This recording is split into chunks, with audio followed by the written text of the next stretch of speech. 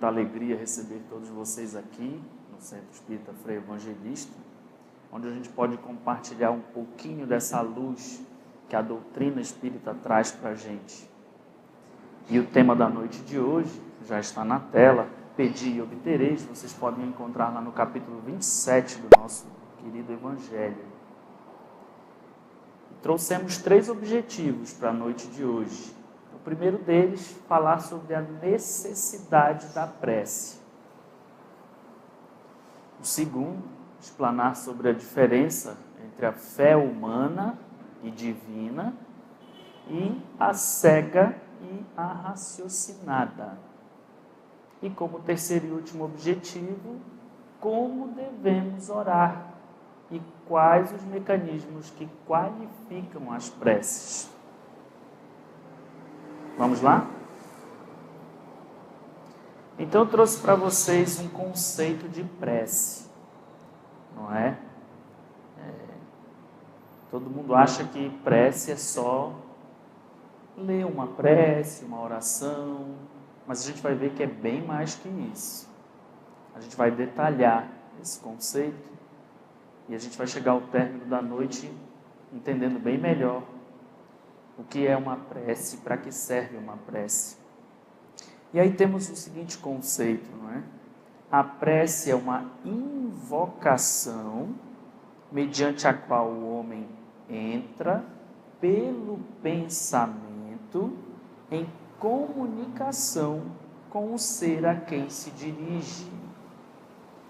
Então aí nós temos o primeiro paradigma a ser mudado. Qual é o paradigma? A comunicação ela se estabelece por meio do pensamento. Então não mais importarão as palavras. Não é verdade? A gente aprendeu a fazer prece, às vezes lá do catolicismo ou até de outras religiões, lendo as preces. Não tem nenhum problema da gente ler as preces. Mas a gente vai entender até o término da noite que quando essa prece nasce aqui no coração, quando a gente internaliza esse sentimento e entra na conexão com o alto, ela surte muito mais efeito. Ela realmente funciona. Que mais? Pode ter um objeto, a prece pode ter um pedido, pode ter um agradecimento ou uma glorificação, não é? Podemos orar por nós mesmos ou por outrem, pelos vivos, sim, pelos vivos, podemos orar pelos vivos e pelos mortos também, não é verdade? A gente às vezes esquece que a oração, a prece, ela tem esse poder, essa possibilidade da gente destinar ao próximo uma cota parte de amor, uma cota parte de caridade. Dedicar ao próximo uma prece é um ato de amor, é um ato de caridade. E isso traz para nós, a gente vai ver lá na frente, merecimentos. Quando a gente dedica ao próximo a nossa melhor parcela, isso por si só já é um ato de amor. E não é porque a pessoa desencarnou, não é porque ela morreu, que ela não vai ser digna de continuar merecendo as nossas preces, os nossos pensamentos. Aí é que ela precisa mesmo, eu diria. E qual seria a necessidade da prece, então? Alguém se arrisca? Alguém gostaria de contribuir? Por que a prece é necessária? Aí trouxemos algumas contribuições. Pela prece, obtém o homem o concurso dos bons espíritos que acorrem a sustentá-lo em suas boas resoluções e a inspirar-lhes ideias sãs. Quando nós entramos em prece, quando nós nos recolhemos e buscamos esse contato com o alto, em nosso favor vêm os espíritos iluminados, os espíritos bons, desde que nós estejamos, claro, imbuídos em pedir coisas boas e desejar coisas boas ao nosso próximo. Se essa não for a nossa ideia, tenho certeza que não serão os espíritos bons que virão nos acorrer. Tudo depende da nossa ideia originária. Ele adquire, desse modo, a força moral necessária a vencer as dificuldades e a volver ao caminho reto se deste se afastou. Esse ele aqui é o homem. Quando a gente faz as nossas preces, quando a gente estreita os laços de comunicação com o alto, a gente se fortalece, a gente fica muito mais preparado para enfrentar as nossas vicissitudes, que são diárias nesse planeta, não é? E a gente não deve, nós vamos ver mais à frente, não deve pedir livramento de dificuldades. Ao contrário, nós devemos pedir ombros mais fortes para suportarmos com resignação a prova, pois se é da prova que nós vamos tirar a nossa vitória, nós devemos enfrentá-la, não é? Por esse meio, pode também desviar de si os males que atrairia pelas suas próprias faltas. Olha aí a questão da proteção, olha aí a questão do livramento, não é? Quando a gente faz a prece, eu falei que a gente não deveria pedir para afastar as nossas provas. A gente pede primeiro ombros fortes para suportar todas as provas. Mas quando a gente faz a prece habitualmente por nós e por terceiros, naturalmente a gente vai criando uma espécie de magnetismo, uma espécie de campo de força do bem, e isso vai repelindo aquelas energias deletérias que alguns irmãozinhos nossos ainda teimam em irradiar em nossa direção. Ou porque nós os ofendemos em outras situações, em outras vidas, talvez, ou porque ainda são realmente ignorantes do amor de Deus. Não sabem que deviam emanar amor em detrimento de energias desequilibradas, desejando o mal, por meio da inveja, da calúnia, da difamação. Então, olha a importância da prece. Sobre vários aspectos, ela nos protege. Ela faz desviar o mal que é lançado em nossa direção. E aí a gente trouxe um exemplo para vocês, não é? Um homem vê arruinada a sua saúde em consequência de excessos a que se entregou e arrasta até o termo de seus dias uma vida de sofrimento. E aí vem uma pergunta, uma indagação. Terá ele o direito de queixar-se se não obtiver a cura que deseja? E a espiritualidade amiga nos responde: não, porque ele teria tido a chance, não é, de encontrar na prece o quê? Força para resistir às tentações que lhe levaram a sucumbir. E isso é para a gente todos os dias. Quando nós criamos esse hábito saudável da prece, além daquilo que a gente falou no slide anterior, de criar esse mecanismo de defesa, de estabelecer o contato com a espiritualidade amiga, para que ela possa nos intuir boas ideias e bons procedimentos, a gente também está cuidando da nossa saúde, do corpo físico.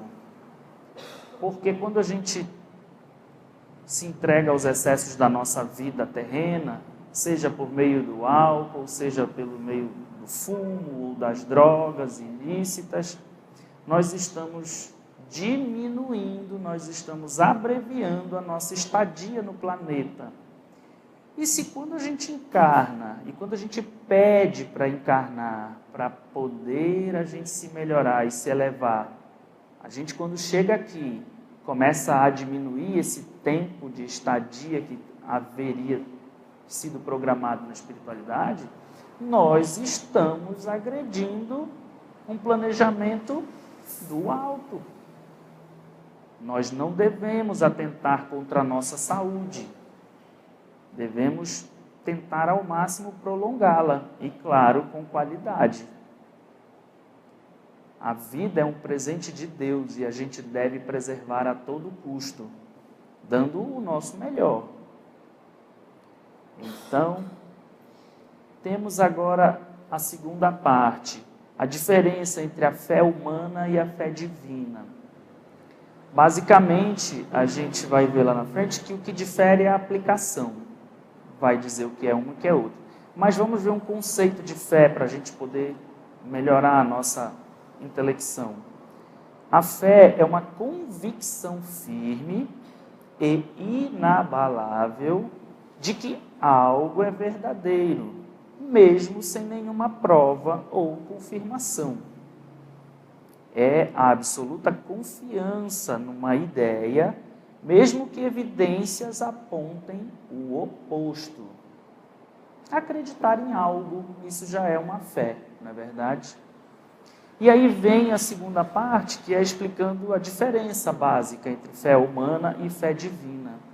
Quando você, de repente, está numa dificuldade ou está numa... Vamos dar um exemplo prático. Você vai prestar um concurso público e você estuda, se dedica, se engaja e você tem fé que você vai atingir o seu objetivo, que é o quê? A aprovação. Isso é fé humana. Fé nas suas capacidades, nas nossas capacidades, nas coisas do plano terreno. Já quando você projeta essa fé para o alto, para as preocupações realmente das vidas futuras, aí sim nós temos a fé divina. Ele explica, não é? A fé é humana ou divina segundo a aplicação que o homem dera às suas faculdades em relação às necessidades terrenas ou às suas aspirações celestes e futuras. Ficou bem entendido? E aí temos a fé raciocinada versus fé cega.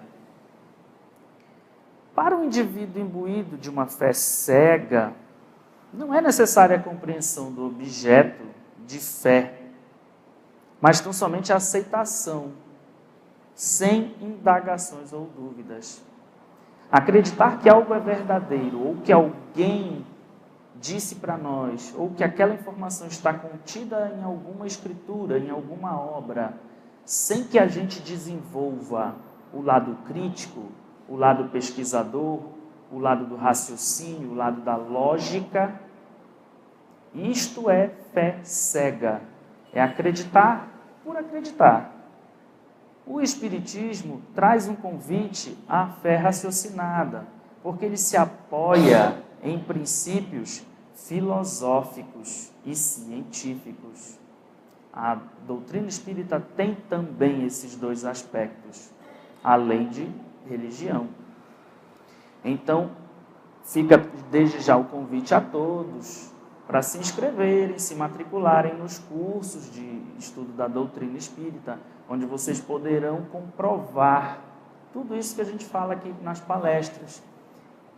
No começo, pode ser que traga uma certa resistência natural. Ninguém aqui entra acreditando em tudo desde o primeiro dia. Todos nós chegamos a uma casa espírita ou pelo amor ou pela dor, e alguns também pela dúvida, por querer se aprofundar, por querer saber o que é a doutrina, como é, se aquilo é assim mesmo.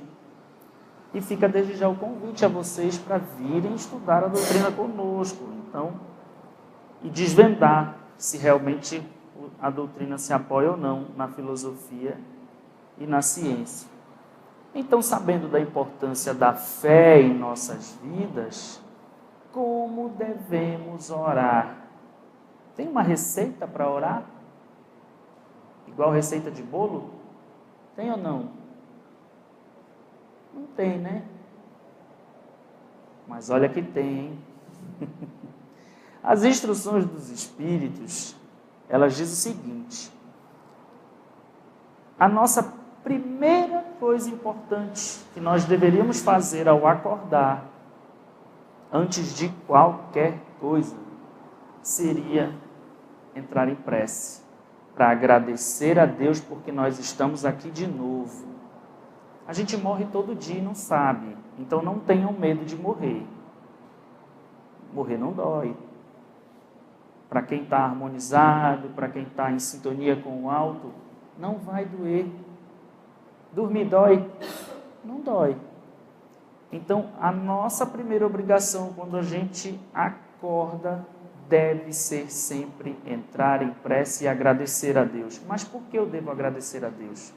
Pelo dom da vida, pelas oportunidades que nós estamos tendo de nos melhorarmos, porque é aqui, encarnados, no planeta Terra, nessa situação que a gente está agora, que nós conseguimos trabalhar as nossas imperfeições. Lá no plano espiritual, quando a gente se liberta da carne, a gente também estuda, a gente também continua se aperfeiçoando. Mas onde a gente atesta se realmente está apto ou não a seguir ao novo estágio, é na carne, é aqui. Então devemos agradecer sim cada minuto de vida que nós temos aqui no planeta, porque é aqui que a gente tem sempre a chance de melhorar. Se eu cometi uma falta ontem, hoje eu vou tratar de melhorar, hoje eu vou tratar de reparar. Se eu ofendi o meu irmão, eu vou lá pedir desculpa para ele, de coração. Eu vou trabalhar esse orgulho e esse egoísmo dentro de mim. O nosso grande objetivo é trabalhar essa questão espiritual, trabalhar a moral do ser humano. Se nós conseguirmos chegar no nosso último dia de vida aqui na Terra, melhores do que aqui chegamos, já terá valido muito a nossa experiência. Então, as instruções dos Espíritos, ela diz que o dever primordial de toda criatura humana, o primeiro ato que deve assinalar a sua volta à vida ativa de cada dia é a prece. E diz mais, a prece do cristão, do espírita, seja qual for o seu culto, ela deve elevar-se aos pés da majestade divina com humildade, com profundeza, num ímpeto de reconhecimento por todos os benefícios recebidos até aquele dia. E nessa lista a gente deve agradecer também pelos infortúnios, por tudo de ruim que nos acontece, porque é deles que a gente tira o aprendizado. E se a gente tiver passado por eles sem reclamar, melhor ainda. A resignação é o que vale, é o que fica. Esse é o nosso maior objetivo. Passar pela dificuldade com resignação, entendendo que aquele sofrimento tem algum significado, algum objetivo para nós. Embora a gente às vezes não consiga perceber e aceitá-lo, mas estudando a doutrina, a gente consegue esse subsídio. E segue mais o texto. Pela noite transcorrida e durante a qual lhe foi permitido, ainda que sem a consciência disso, quase nunca a gente tem essa consciência, que a gente tem com os nossos amigos. Quando a gente dorme, quando a gente sonha, quer a gente se lembre ou não no dia seguinte, nós quase sempre estamos em contato com aqueles espíritos queridos. Nem sempre a gente lembra, nem sempre é conveniente lembrar tudo aquilo que a gente teve de experiência quando o nosso espírito esteve liberto da carne momentaneamente. A única coisa que descansa, gente, é o corpo físico. O espírito continua trabalhando, estudando, e é isso que a gente deve pedir. Que o nosso espírito seja levado por bons espíritos para locais de estudo e aprimoramento ou de trabalho a serviço do bem, na seara do Cristo. Se a gente faz essa prece antes de dormir, a gente afasta as más influências que querem nos assaltar durante o sono e levar a gente para os locais de sofrimento. E isso justifica quando a gente acorda cansado, às vezes mais cansado do que se deitou. Todos nós já tivemos essa experiência algum dia, não é verdade? Nossa, eu acordei mais cansado do que eu me deitei.